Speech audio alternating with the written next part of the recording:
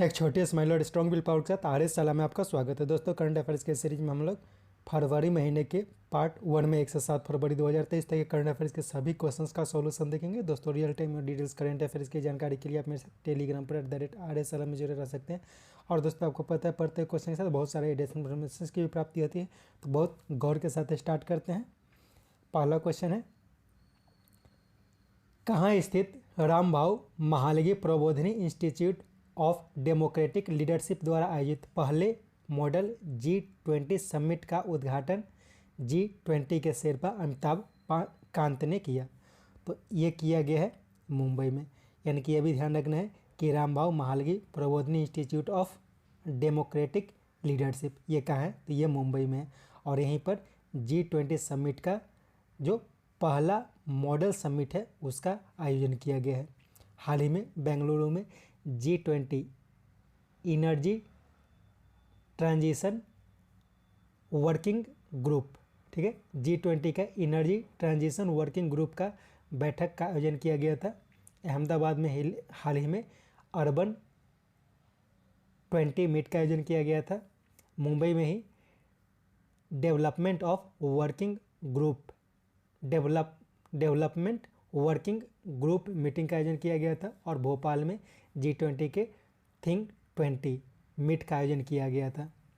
इसके साथ यह भी ध्यान रखना है कि हाल ही में जयपुर में G20 के रोजगार कार्य समूह का बैठक का आयोजन किया गया था। एक्चुअली क्या है कि ये बैठक बहुत सारे होते हैं, सबको याद रखना थोड़ा पॉसिबल नहीं है। तो जो आपके क्षेत्र में आयोजन किया जाता है तो उसका याद रखना है, सभी को याद रखना पॉसिबल नहीं है। कुछ इंपॉर्टेंट होंगे, उसके बाद में आपको डिटेल्स दिया जाएगा। नेक्स्ट, 74वें गणतंत्र दिवस परेड में किस राज्य की झांकी को पहला स्थान प्राप्त हुआ? तो यह हुआ है उत्तराखंड के झांकी को। नेक्स्ट, हाल में किस खिलाड़ी ने अंतर्राष्ट्रीय क्रिकेट से संन्यास की घोषणा की है? तो इसका उपयुक्त तो दोनों हो जाएगा, मुरली विजय और जोगिंदर शर्मा, इन दोनों ने हाल ही में संन्यास की घोषणा की है। नेक्स्ट, तेलंगाना में flagship pharma biotech event bio Asia 2023 का भागीदार कौन बना? तो इसका भागीदार बना है ब्रिटेन। इसमें कुछ और पॉइंट्स याद रखना है। यंग प्रोफेशनल स्कीम की शुरुआत भारत और यूनाइटेड किंगडम के बीच की गई थी। ऑस्ट्रिया और भारत इन दोनों ने माइग्रेशन एंड मोबिलिटी के लिए समझौता ज्ञापन पर हस्ताक्षर किया है। क्यूबा के बारे में ध्यान रखना है कि हाल ही में मीनाक्षी लेखी क्यूबा की यात्रा पर थी और वहाँ 12,500 पेंटावैलेंट वैक्सीन देने की घोषणा की थी। और वर्ल्ड इकोनॉमिक फोरम, तो वर्ल्ड इकोनॉमिक फोरम में क्या हुआ है कि C4IR यानी कि चौथी औद्योगिक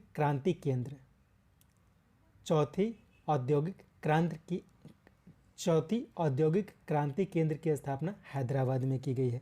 तो इसे भी ध्यान रखना है, वो वर्ल्ड इकोनॉमिक फोरम के द्वारा की गई है।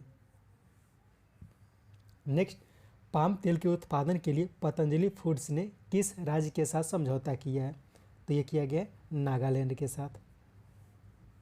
नेक्स्ट, किस देश की बिस्किट निर्माता कंपनी मालीवान के साथ रिलायंस रिटेल ने समझौता किया है? तो ये किया गया है श्रीलंका का। तो ये मालीवान एक बिस्किट कंपनी है, ये श्रीलंका की है, इसके साथ रिलायंस इंडस्ट्री ने समझौता किया है। नेक्स्ट, किस देश में स्थित अल मिनहाद शहर का नाम बदलकर हिंद शहर रखने की घोषणा की गई है? तो अल मिनहाद शहर यह संयुक्त अरब अमीरात में, उसका नाम अब बदलकर हिंद शहर रखा जाएगा।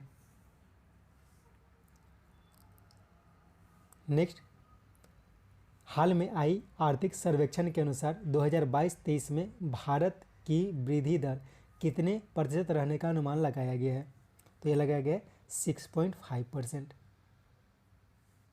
नेक्स्ट, किस देश की फुटबॉल टीम, यहाँ पे फुटबॉल टीम नहीं होगा, यहाँ पे हो जाएगा हॉकी टीम, ठीक है, हॉकी टीम के मुख्य कोच ग्राहम रेड ने अपने पद से इस्तीफा दिया है।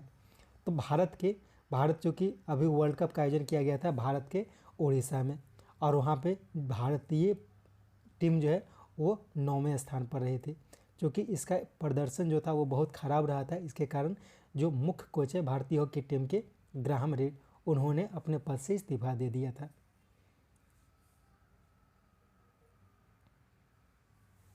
नेक्स्ट, आंध्र प्रदेश की राजधानी कहाँ है? तो अभी हाल ही में घोषित किया गया है कि विशाखापत्तनम आंध्र प्रदेश की राजधानी होगी। ऐसे कुन्नूर, अमरावती और विशाखापत्तनम, इन तीनों को राजधानी बनाने की बात की जा रही थी, लेकिन कुछ टेक्निकल कारण के कारण ये जो है विशाखापत्तनम को फाइनली आंध्र प्रदेश की राजधानी घोषित की गई है। नेक्स्ट, किस देश में हाइफा पोर्ट का अधिग्रहण अदानी ग्रुप ने किया है? तो हाइफा पोर्ट ये इजराइल में है और इसी का ग्रहण अदानी ग्रुप ने किया है। नेक्स्ट,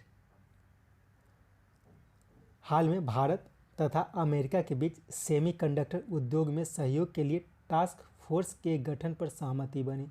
इस बैठक में भारत का प्रतिनिधित्व किसने किया था? तो इसमें भारत का प्रतिनिधित्व किए थे अजीत डोभाल।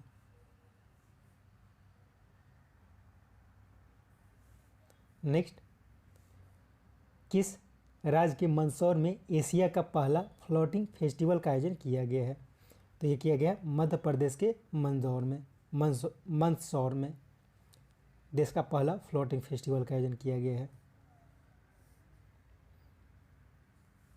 नेक्स्ट, 2025 में आयोजित होने वाली मैड्रिड अंतर्राष्ट्रीय पुस्तक मेला में किस देश को थीम देश के रूप में आमंत्रित किया गया है? तो ये किया गया अपने देश भारत को। तो ये ध्यान रखना है कि मैड्रिड कहाँ है? स्पेन में है। तो स्पेन में मैड्रिड अंतर्राष्ट्रीय पुस्तक मेला का आयोजन किया जाएगा और उसमें थीम देश के रूप में अपने देश भारत को आमंत्रित किया गया है।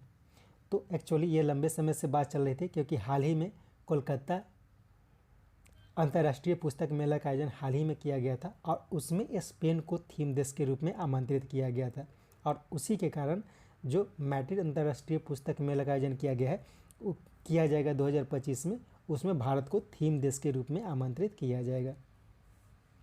नेक्स्ट, मैनुअल रोकाबोटे किस देश की पहली महिला प्रधानमंत्री बनी? तो ये बन गई है चेक गणराज्य की पहली महिला प्रधानमंत्री मैनुअल रोकाबोटे। आयरलैंड के हाल ही में नए प्रधानमंत्री बने हैं लियो वाराडकर। तो लियो वाराडकर का नाम इसलिए इम्पोर्टेंट हो जाता है क्योंकि ये भारतीय मूल के माने जाते हैं। और पेरू की नई प्रधानमंत्री राष्ट्रपति बनी थी दीना बोलुआर्टे। तो इनका नाम भी बहुत इम्पोर्टेंट है क्योंकि पेरू में बहुत सारा राजनीतिक अस्थिरता देखी जा रही है, तो इसके लिए ये चर्चा में है। एक मिनट, इसमें थोड़ा गलत हुआ है। मेनुआ रोकाबोटे ये जो पहली महिला प्रधानमंत्री बनी है, ये बनी है इक्वेटोरियल गिनी की, ठीक है, इक्वेटोरियल गिनी की। और चेक गणराज्य के हाल ही में नए राष्ट्रपति बने हैं पेट पवेल, ठीक है। तो इसमें थोड़ा करेक्शन करना है। चेक गणराज्य के राष्ट्रपति है पेट पवेल। इक्वेटोरियल गिनी की पहली महिला प्रधानमंत्री बनी है मैनुअल रोकाबोटे। और आयरलैंड के नए प्रधानमंत्री बने हैं लियो वाराडकर। और पेरू की नए राष्ट्रपति बनी है Dina Boluarte. Next, National Indian Students and Alumni Union द्वारा दिया जाने वाला इंडिया यूके अचीवर्स अवार्ड में किन्हें लाइफ टाइम अचीवमेंट पुरस्कार दिया गया? तो ये दिया गया है पूर्व प्रधानमंत्री डॉक्टर मनमोहन सिंह को। तो ये ध्यान रखना है कि यूनाइटेड किंगडम की एक संस्था है national Indian Students and Alumni union, इसके द्वारा इंडिया यूके अचीवर्स अवार्ड दिया जाता है और इसमें लाइफ टाइम अचीवमेंट अवार्ड जो दिया गया है डॉक्टर मनमोहन सिंह को दिया गया है। हाल ही में सुप्रीम कोर्ट ऑफ इंडिया के चीफ जस्टिस DY चंद्रचूड़ को अवार्ड फॉर ग्लोबल लीडरशिप दिया गया था, तो इसे भी याद रखना है। किस राज्य सरकार ने 2025 तक राज्य को नशा मुक्त करने के लिए मिशन ड्रग फ्री देवभूमि की शुरुआत की है? तो इसकी शुरुआत की गई है उत्तराखंड के द्वारा। ड्रग फ्री देवभूमि एक मिशन है नशा मुक्ति के लिए। छत्तीसगढ़ छत्तीसगढ़ में एक निजात अभियान चलाया गया था, तो वह भी नशा मुक्ति के लिए है और इसे हाल ही में IACP 2022 पुरस्कार दिया गया था। नेक्स्ट, 30 सालों के बाद किस देश ने सोलोमन द्वीप पर अपना दूतावास खोलने की घोषणा की है? तो ये खोला गया है अमेरिका के बाद 30 सालों के बाद। एक्चुअली क्या हो रहा है कि जो सोलोमन द्वीप है, प्रशांत महासागर में एक द्वीप है, एक देश से छोटा सा सोलोमन द्वीप, तो वहाँ पे चीन का प्रभाव देखा गया है, बहुत ज़्यादा चीन का प्रभाव देखा गया है। तो उसी के अगेंस्ट में अमेरिका ने अपना दूतावास वहाँ खोलने की घोषणा की है। एक्चुअली 30 साल पहले तक सोलोमन द्वीप में अमेरिका का दूतावास था, लेकिन क्या हुआ था कि रूस के साथ जब शीत युद्ध चल रहा था, तो जब शीत युद्ध की समाप्ति 1993 के आसपास में जब शीत युद्ध की समाप्ति हो रही थी, तो उस टाइम क्या था कि उन देशों के बीच में यानी कि रूस और अमेरिका के बीच एक समझौता हुआ था, और जिसके कारण कुछ बजट में कटौती की बात की गई थी। और उस बजट में कटौती की बात जो हुई थी, तो उसमें सोलोमन द्वीप से अमेरिका ने अपना दूतावास हटा लिया था, और पापुआ न्यू गिनी में जो उसका एम्बेसी था, वहाँ से वो अपना कार्य सोलोमन द्वीप में करता था। तो इन सब बातों को ध्यान रख सकते हैं। नेक्स्ट, सशक्त नारी सशक्त भारत थीम के साथ 31 जनवरी राष्ट्रीय महिला आयोग दिवस के 31वें स्थापना दिवस के अवसर पर राष्ट्रपति ने कहाँ सभा को संबोधित किया? तो इसका सभा का आयोजन किया गया था नई दिल्ली में। तो इसमें क्या क्या जानकारी मिलती है कि 31 जनवरी को राष्ट्रीय महिला आयोग का स्थापना दिवस मनाया जाता है, और इस बार इसका 31वां स्थापना दिवस मनाया गया है। और इसका थीम क्या है? तो सशक्त नारी सशक्त भारत, और इसे राष्ट्रपति द्रौपदी मुर्मू ने संबोधित किया था। तो इन सब बातों को ध्यान रखना है। नेक्स्ट, महंगाई तथा तेल के बढ़ते दामों की समस्या से निपटने के लिए कुछ खास शर्तों के साथ IMF ने किस देश को 4.7 अरब डॉलर की सहायता प्रदान करने की घोषणा की है? तो ये किया गया है बांग्लादेश को। एक्चुअली अभी क्या है कि बांग्लादेश में बहुत इन्फ्लेशन बढ़ा हुआ है, और वहाँ पे तेल और खाने के सामानों में बहुत ज़्यादा महंगाई आ गई है। तो उसी से निपटने के लिए IMF ने उसे 4.7 अरब डॉलर की सहायता प्रदान करने की घोषणा की है, लेकिन उसमें कुछ शर्त रखे गए हैं, जैसे कि इंटरेस्ट रेट, बैंक का इंटरेस्ट रेट है उसे बढ़ाना है, बहुत सारी कटौतियाँ करने की बात की गई है। तो ये सब ध्यान रखना है। पाकिस्तान के बारे में भी याद रखना है कि पाकिस्तान हाल ही में IMF से बेल आउट पैकेज मांगने की बात की थी, लेकिन उसे मना कर दिया गया है, क्योंकि कुछ शर्तों को पूरा नहीं कर रहा है, इसके कारण मना कर दिया है। और श्रीलंका भी बेल आउट पैकेज मांगने के लिए IMF से समझौता कर रहा है, और उसमें जो है श्रीलंका को जो जिन जिन देशों से उधार लिए है, तो उनसे सहमति पत्र की आवश्यकता थी। तो उसमें भारत ऐसा पहला देश बना है जो सहमति भेजी है IMF को श्रीलंका को लोन देने के लिए, बेल आउट पैकेज देने के लिए। नेक्स्ट, हाल में आयोजित होने वाले पहले राष्ट्रीय बीच सॉकर चैंपियनशिप 2023 किसने जीती? तो ये जीता गया है केरल के द्वारा। तो याद रखना है कि पहला राष्ट्रीय बीच सॉकर चैंपियनशिप का आयोजन किया गया था, और इसे पंजाब ने जीता है, केरल ने जीता है पंजाब को हराकर, और इसका आयोजन गुजरात में हुआ है। नेक्स्ट, जारगेव ओपन 2023 में भारतीय पहलवान अमन सहरावत ने कौन सा पदक जीता? तो इसमें इन्होंने रजत पदक जीता है। तो इसमें इंपॉर्टेंट क्या हो जाता है कि याद रखना है कि अमन सहरावत ये किस खेल से संबंधित है? तो ये पहलवान है। नेक्स्ट, हाल में कौन सा देश अंतर्राष्ट्रीय सौर गठबंधन में शामिल हुआ है? तो हाल ही में कांगो अंतर्राष्ट्रीय सौर गठबंधन में शामिल हुआ है। एक और पॉइंट इसमें ध्यान रखना है कि अंतर्राष्ट्रीय सौर गठबंधन का हाल ही में पूर्ण सदस्य बना है ब्राज़ील। ठीक है, तो इसमें एक्चुअली कुछ ऐसा सहमति हो जाता है जिसके बाद पूर्ण सदस्य बन जाता है। तो पूर्ण सदस्य बना है ब्राज़ील और सदस्य बना है कांगो। तो इन दोनों में कन्फ्यूजन नहीं होना है। कांगो और ब्राज़ील दोनों सदस्य बना है, लेकिन ब्राज़ील पूर्ण सदस्य लिए पहले से था, लेकिन अभी पूर्ण सदस्य बना है और कांगो अभी अभी सदस्य बना है। नेक्स्ट, हाल में कौन इंडो अमेरिकन यूएस इमिग्रेशन की रैंकिंग की सदस्य नामित हुई है? तो ये शामित हुई है Pramila Jaipal. Next, statue of liberty के 1 साल पूरा होने के अवसर पर सभ्यता और संस्कृति का संगम समता कुंभ का आयोजन कहाँ किया गया? तो यह किया गया है हैदराबाद में। तो हाल ही में 1 साल पहले करीब, मतलब 1 साल पूरा हुआ है स्टैचू ऑफ इक्वलिटी, इसका उद्घाटन प्रधानमंत्री मोदी के द्वारा हैदराबाद में किया गया था और उसी के 1 साल पूरा होने पर समता कुंभ का आयोजन किया गया है हैदराबाद में। इसमें कुछ और क्वेश्चंस है, उसको याद रखें। जैसे राजस्थान में हाल ही में स्टैचू ऑफ पीस का उद्घाटन प्रधानमंत्री मोदी के द्वारा किया गया था और एक और स्टैचू ऑफ पीस का उद्घाटन अमित शाह ने किया था श्रीनगर में। ठीक है, तो ये दोनों में याद रखना कि स्टैचू ऑफ पीस 2 है, एक राजस्थान में है और एक श्रीनगर में है। तो जो राजस्थान में है उसका उद्घाटन प्रधानमंत्री मोदी ने किया था और जो श्रीनगर में है उसका उद्घाटन अमित शाह के द्वारा किया गया है। केवड़िया में क्या है? तो केवड़िया में स्टैचू ऑफ यूनिटी है, विश्व की सबसे ऊंची स्टैचू। नेक्स्ट, उत्तराखंड में देश के पहले ग्रीन सोलर पैनल फैक्ट्री स्थापित करने की योजना बनाई है किसने? तो यह किया गया है ल्यूमिनस पावर टेक्नोलॉजी के द्वारा। नेक्स्ट, अपने कुछ कागजी करेंसी में ब्रिटिश राजशाही की तस्वीर हटाने की तथा अपने संस्कृति को दर्शाने की योजना किस देश ने बनाई है? तो ये बनाया गया ऑस्ट्रेलिया के द्वारा।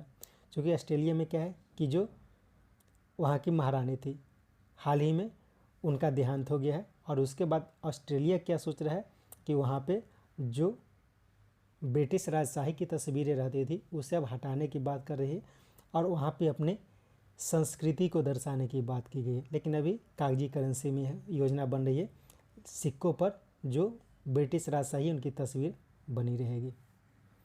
नेक्स्ट, किस राज्य के जसीडीह में अमित शाह ने इफ्को नैनो यूरिया तरल उर्वरक संयंत्र की आधारशिला रखी है? तो जसीडीह का है, ये झारखंड में है। नेक्स्ट, हिंडनबर्ग की रिपोर्ट में अदानी के शेयरों के हेरफेर के मामले के खुलासे को देखते हुए अदानी के शेयरों में भारी गिरावट दर्ज की गई है। इसे देखते हुए किस देश के डाउ जोन्स सस्टेनेबिलिटी इंडिसेस ने इसे हटा दिया है? तो डाउ जोन्स सस्टेनेबिलिटी इंडिसेस ये अमेरिका की है, तो इन बातों को देखते हुए उसने लिस्ट से इसे हटा दिया है। Next, artificial intelligence startup Anthropic में $300 मिलियन के निवेश की घोषणा किसने की है? तो ये घोषणा की गई है गूगल के द्वारा।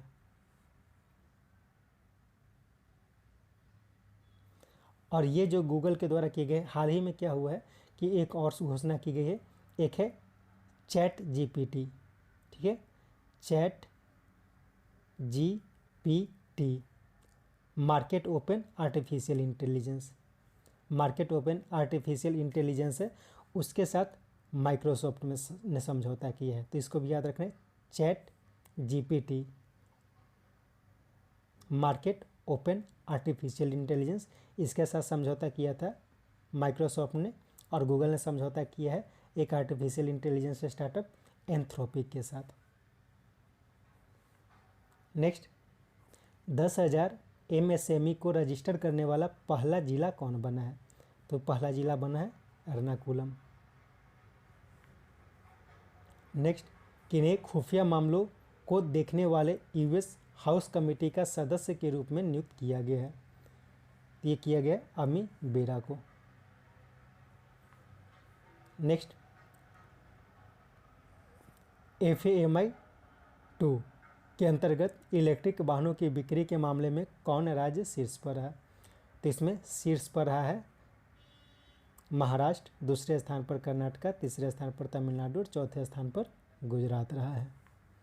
नेक्स्ट, राजा नीलकंठ वादे द्वारा रचित जय जय महाराष्ट्र माझा को राज्य का राजकीय गीत घोषित किया गया है? इसकी अवधि कितनी निर्धारित की गई है? तो इसकी अवधि निर्धारित की गई है 1.41 मिनट। नेक्स्ट, किसके सहयोग से शुरू विजिट इंडिया ईयर 2023 और उसके लोगो को जी किशन रेड्डी ने लॉन्च किया? तो उपयुक्त दोनों हो जाएगा, संस्कृति और पर्यटन मंत्रालय और डोनर के द्वारा। तो इसमें डोनर क्या है? तो इसमें डोनर जो है, डोनर का full form development of north east region, development of north east region, और संस्कृति और पर्यटन मंत्रालय, इन दोनों के सहयोग से विजिट इंडिया ईयर 2023 की शुरुआत की गई है। नेक्स्ट, दाल के व्यापार में सुगमता और तकनीक पर चर्चा के लिए भारत की प्रमुख संस्था Indian pulse and grain association ने पल्स कॉन्क्लेव 2023 का आयोजन कहाँ किया? तो इसका आयोजन हाल ही में किया गया है मुंबई में।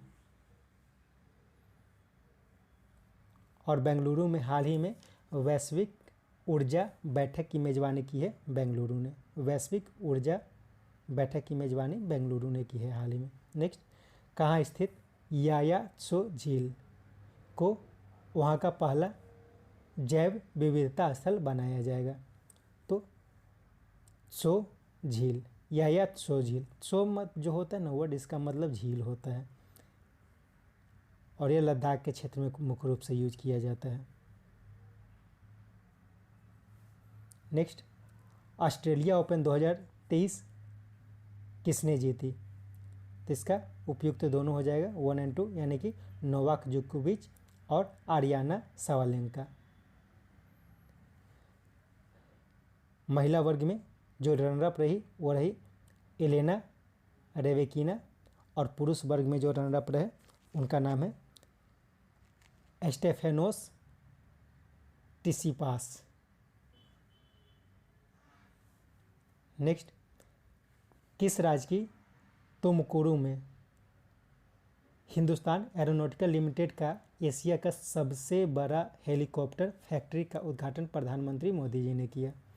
तो ये कर्नाटक में है। ठीक है, कर्नाटक का एक गांव है, एक जगह है तुमाकुरू, वहाँ पर किसके द्वारा किया गया है? तो हॉल, यानी कि हिंदुस्तान एरोनॉटिकल लिमिटेड के द्वारा एशिया का सबसे बड़ा हेलीकॉप्टर फैक्ट्री। नेक्स्ट, कौन शहर वैश्विक ऊर्जा बैठक की मेजबानी की जहां प्रधानमंत्री मोदी ने इंडिया एनर्जी वीक 2023 का शुभारंभ किया? तो ये ऊपर बताया गया था, बेंगलुरु में किया गया था। तो ये ध्यान रखना है कि जो पीएम मोदी ने इंडिया एनर्जी वीक 2023 का उद्घाटन किया, तो इंडिया एनर्जी वीक 2023 का उद्घाटन किसने किया? तो प्रधानमंत्री मोदी ने किया।